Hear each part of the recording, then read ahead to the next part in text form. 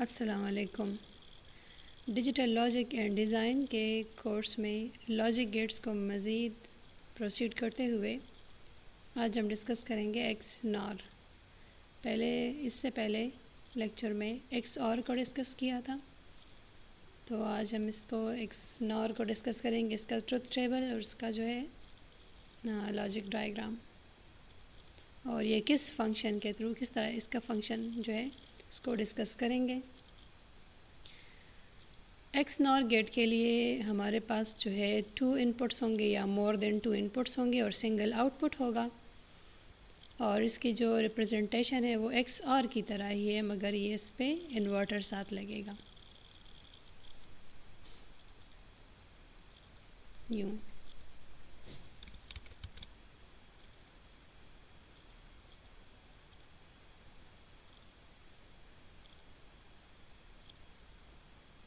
और जितने इनपुट्स होंगे 2 होंगे 3 होंगे और जितने भी होंगे, that is the symbol for the XNOR gate. और इनपुट्स हमारे पास मोर देन वो 2 इनपुट्स भी हो सकते हैं और 2 भी हो सकते हैं। अब जो है एक्स नॉर गेट का फंक्शन, अब इस फंक्शन का जो है इसको हम जिस तरह हमारे पास था f is equal to A exclusive or, जो हमने पिछले लेक्चर में डिस्कस किया था, ये उसमें हमारे पास क्या था, for same value we have zero. Zero था हमारे पास इस केस में, इसमें for same value zero and for different value 1। अब इसमें क्या है, for same value 1 which is 0 0 0 0 है 1 एंड 1 1 है 1 एंड 0 1 है 0 एंड 1 0 है 0। तो दोनों इनपुट्स हमारे पास सेम होंगे तो 1 आएगा, दोनों इनपुट्स एक दूसरे से डिफरेंट होंगे, एक 0 एक 1 होगा तो 0 हमारे पास रिज़ल्ट होगा। ठीक है, तो ये जो है ये हमारे पास एक्सक्लूसिव नार के लिए है, और एक्सक्लूसिव आर के लिए था इसके अपोजिट था। तो मतलब इसका ये है कि जब हम जो हमने एक्सक्लूसिव आर किया तो इस पर कम्प्लीमेंट लगाएंगे, इसके अपोजिट था टॉगल था। इसके केस में एक्सक्लूसिव आर के केस में हमारे पास सेम के लिए 0 और डिफरेंट के लिए 1 था, तो अब इस पर कम्प्लीमेंट लगा तो ये टॉगल हो गया, उसका उलट हो गया है। तो इसमें सेम के लिए 1 है, उसमें सेम के लिए 0 था, इसमें सेम के लिए 1 है और डिफरेंट के लिए 0 है। तो ये जो है ये रिप्रेजेंटेशन जो है हमारे पास एक्सक्लूसिव नॉर की है, ये जो फंक्शन वैल्यू है। इसको हम यूँ भी लिख सकते हैं, f is equal to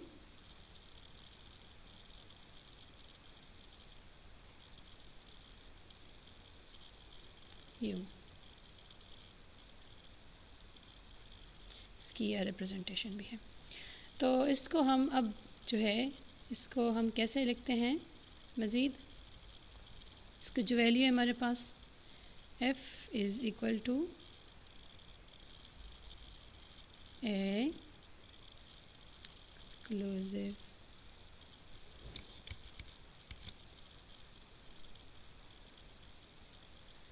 b, इसको ऐसे भी लिख सकते हैं, और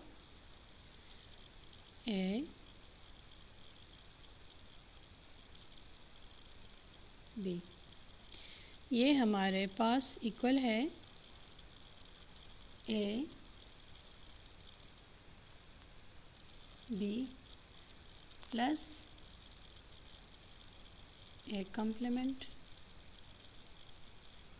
बी कम्प्लीमेंट, हमारे पास इसके बराबर है।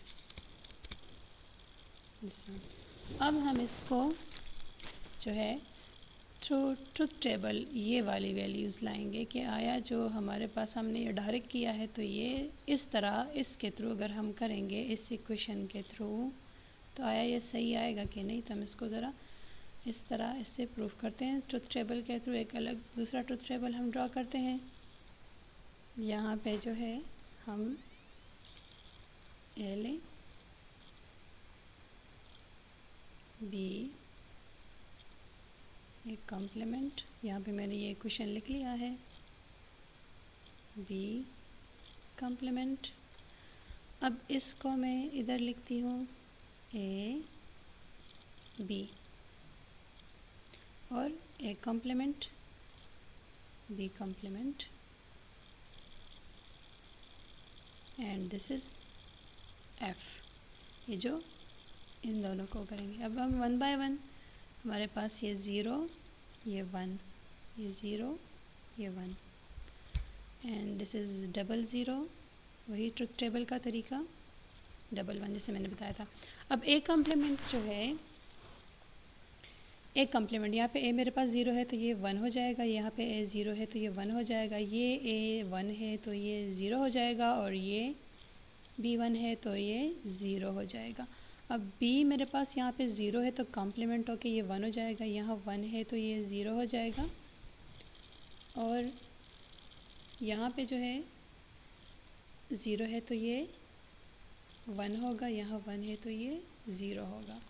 मीन ये वैल्यू कॉम्प्लीमेंट पे ये टॉगल हो रही है ना, इसका जो 0 1 और 1 0 हो जाएगा। अब ए और बी इस दोनों से क्या आता है, ए बी से A multiply B, logical multiplication हो रही है। 0 multiply 0 0, 1 multiply 0 0, sorry 0 multiply 1 0, 1 multiply 0 again 0, 1 multiply 1 1। अब जो है, सॉरी ये भी कॉम्प्लीमेंट है ये। अब इसको, ये तो मैंने मेरा इधर आ गया और ये मेरे पास इधर हो गया। A complement B complement, A complement B complement. अब इन दोनों को मैं मल्टीप्लाई करूँगी। 1 मल्टीप्लाई 1 1, 1 मल्टीप्लाई 0 0, 0 मल्टीप्लाई 1 0 एंड यहाँ पे जो है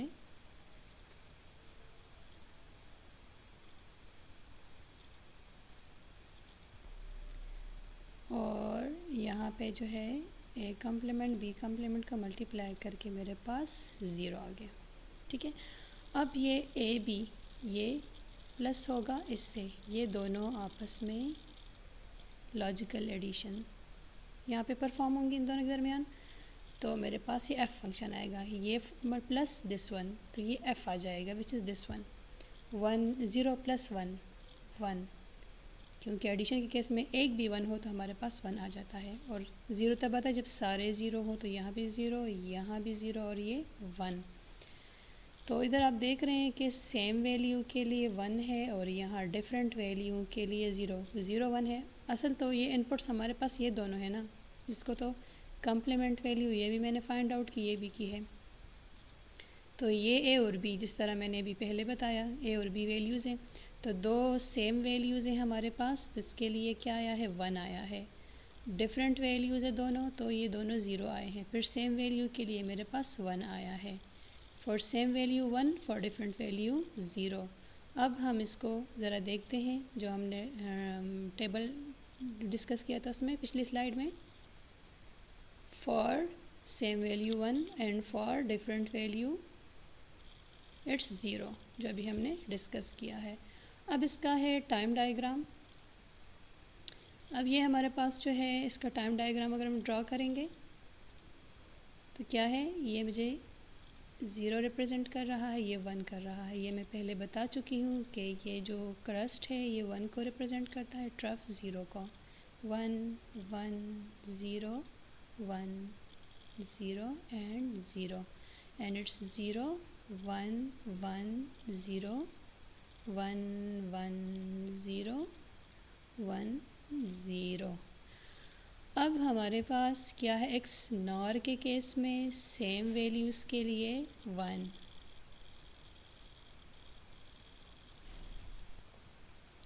सेम वैल्यूज़ के लिए 1, फिर ये दोनों भी सेम है, ये 1, ये डिफरेंट है, ये 0 है, ये 1 है, तो ये 0 कैसे है, ये 1 कैसे, ये बता चुकी हूँ। 0 एंड 1 तो डिफरेंट वैल्यूज़ है, इसलिए ये 0 है, ये भी डिफरेंट, ये 1 है, ये 0 है, इट्स 0। ये दोनों सेम है तो ये 1 है, ये दोनों डिफरेंट है, ये 0 है, 1 है, तो ये मेरे पास क्या हो रहा है, 0। ये भी डिफरेंट है तो ये 0, ये भी डिफरेंट है तो ये 0, ये दोनों वैल्यूज़ हमारे पास सेम है, एक भी ज़ीरो है दूसरी भी ज़ीरो है, तो ये मेरे पास 1. सो in case of x nor, for same value we have 1 and for different values of input we have 0. इस केस में सेम है तो ये 1 1 है, इधर भी ये सेम है तो 1 है, इधर भी सेम है 1 है. और डिफरेंट के लिए कि अगर एक 0 हो और एक 1 हो तो फिर मेरे पास क्या आएगा, 1 आएगा. सेम के केस में 1 आएगा और डिफरेंट के केस में 0 आएगा. आई होप यहाँ पे आपको समझ आ गई होगी इसकी.